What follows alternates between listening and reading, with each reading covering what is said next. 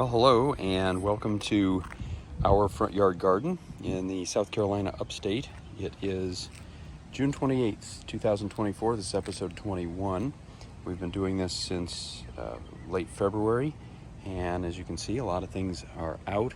We've really moved into summer. Last week was the first day of summer when we did our video, and it really feels like summer. It's gotten quite hot here. We had 96 degrees one day this week. Today, right now, it's about 86. It's about 5:30 in the afternoon, so we're going to have some shadows, but as we move through the garden, really most of our spring flowers are gone. We're really into the summer now, so we're going to start showing those off right here at our mailbox bed, as we always do. The most obvious flowers are the zinnias. These are all from seed. My wife Jenny, who has appeared on a couple of these videos, has grown all of these from seeds on our back porch, and we've got quite a few different colors: the yellow, pink, white, actually a couple different shades of yellow, one orange, pink, a couple different shades of that. And these will get bigger and bigger and bigger. These are the tall variety. They typically will get to about 4 feet in height by the end of the year. They tend to take over a small bed like this, but they're covered with flowers, so they give us a lot of enjoyment through the season. Also, getting bigger and bigger are the vinca, the bright red flowers, and these just keep getting bigger every week. And we have these are ones that we put in already grown, and then we have ones down here that are coming back from last year, just from seed. They keep, well, they're growing very slowly, but they keep getting a little bit bigger each week. And then over here, of course, we've got something completely different. We've got a morning glory, a couple of those actually. They haven't done much in terms of flowers yet, but of course, and again, if I was out here in the morning, we might have a different story. There are some buds on these, but not a ton. And then of course we have our clematis over here on the mailbox. That's kind of done for the time being. We may get a few more flowers later on, but for the most part that's a spring flower. We have an Asiatic lily here that's going to bloom before too long, probably in another week or two. And the other thing we have in this bed are phlox. Those are fully in bloom right now. Not big, not a huge impact flower, although this one over here is going to have a lot of buds on it, or going to have a lot of flowers on it, I should say, before too long. And then also in this bed, we have the remnants of some of the pansies. They're just about done. A few flowers left, but they don't handle this midsummer heat, and they die off pretty quickly when it gets that hot. Got some zinnias back here. Jenny put these in as seeds, and they're growing very nicely, so we should really have a lot of color as the year progresses. Still very early in the summer, got a long way to go. This bed, not a whole lot to show off right now. Creeping phlox here, long since finished up in the spring. A couple pansies that are hanging in there, most of them not doing too well. Then we have this miniature knockout rose, kind of having a little bit of trouble. We haven't deadheaded it, which is our fault. Huge, I don't know if you can see it there, huge, what appears to be a bumblebee moth buzzing around. Big fella, never stops for a second. Actually, it's more of a hummingbird moth, I think.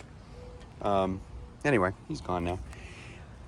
This plant is overall doing well. Doesn't look so good, mainly because of the lack of deadheading. So that's something we need to do.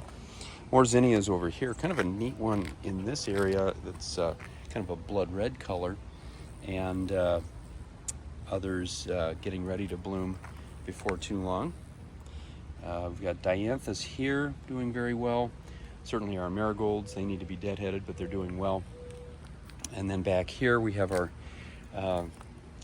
climbing rose, kind of bleached out by the sun. Normally bright red flowers, or kind of a pinkish red flower, like you can see here. This one has kind of struggled a little bit, although I think it's kind of righted itself here in the early summer, and it's putting out lots of flowers, and we're getting some leaves coming back up here. It lost a lot of leaves due to black spot down through this part, but even there it's getting some new replacement leaves. So I think it's going to have a good year. It really was the most consistent bloomer in our entire front yard. A few coreopsis here, these bright yellow flowers. They're just about done. More of a spring flower, but they're doing very well. We also have some Russian sage here, these delicate purple flowers. You can see a little bumblebee hanging around down in there. They attract a lot of insects.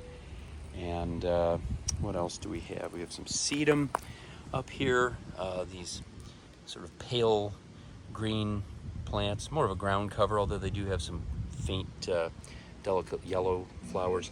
We've got some little tiny vinca here coming up from seed, a few others from seed over here. This area did really well with vinca last year, so hopefully that will be the case again. I am completely blanking out on this flower. This is something we put a bulb in. Normally I can come up with it right away, but I'm not. It has these long stalks of purple, kind of odd purple flowers, obviously attracting bumblebees, and there's several of them there. It's kind of pretty, not necessarily an impact plant, but it does stand out in a crowd, and I wish I could think of the name. It'll probably come to me a little bit later. There's our little bumblebee friend right there. So as we continue over to the left of St. Francis, we've got dahlias, we've got some more zinnias, Shasta daisies back in here, even some black-eyed Susans starting to give us some blooms right up in here. Those have all come from seed. Those were mainly in our backyard, but they've done very well in spreading around other areas of the yard. More Shasta daisies here, a little bit more of the Russian sage, coreopsis, and then as we come over towards the shade, we are over into this area.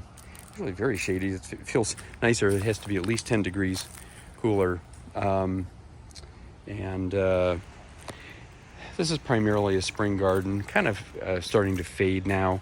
So I'm not going to spend too much time here. I will show off what I call our lemon grove. I bought a couple more little miniature lemons. I've complained about these, that they don't do a whole lot, and that is the case, but I found them for a bargain. Got these two and one other up here about a week or two ago. So we actually have 4 miniature lemons, and then the big lemon over here. It gives us blooms, but no lemons so far. Orange here has done absolutely nothing other than grow and be green.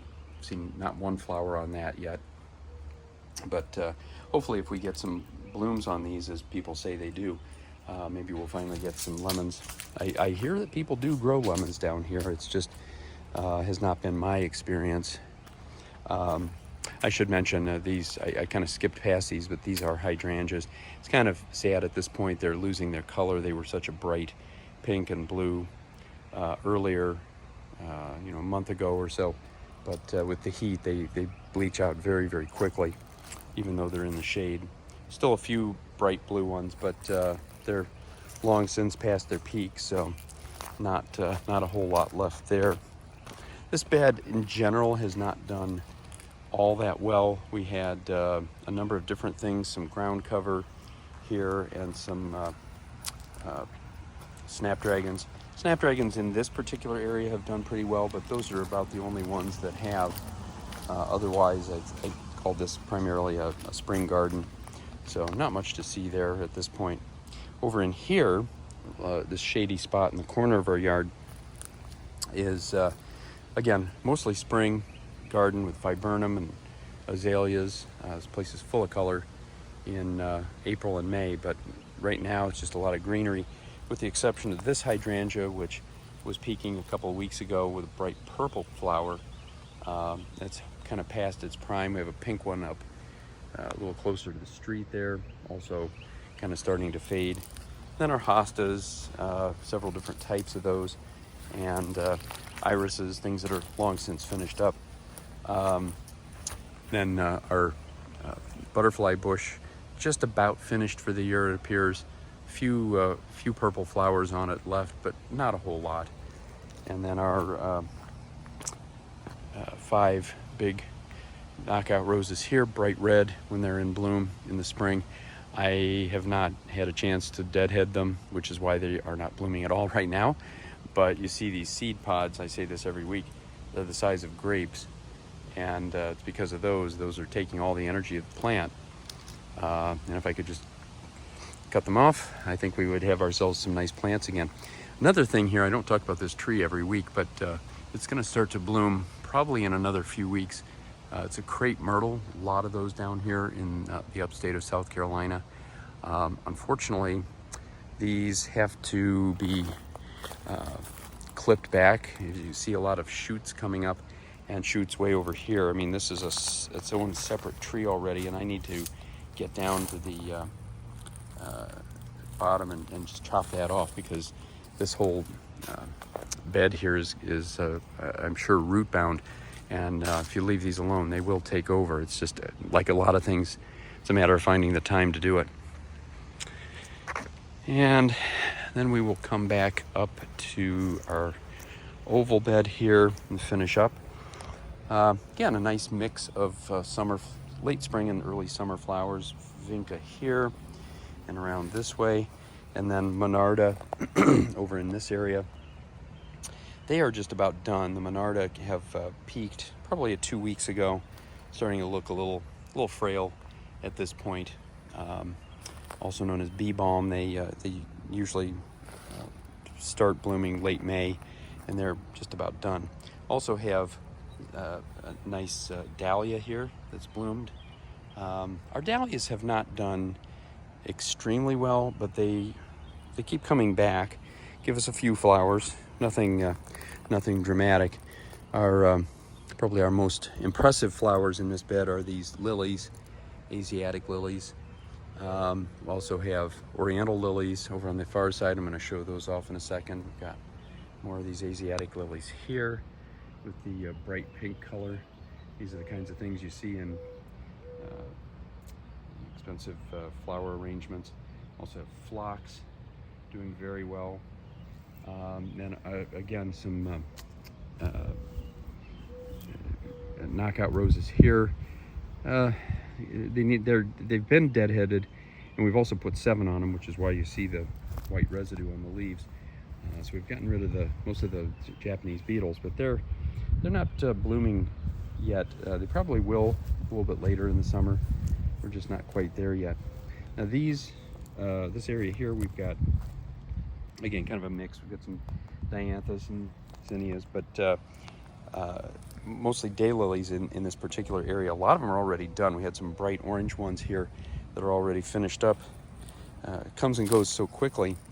And this appears to be the last of these. I always get excited when I see this one. This is definitely the most exciting bloom in the front yard, with the multicolored look.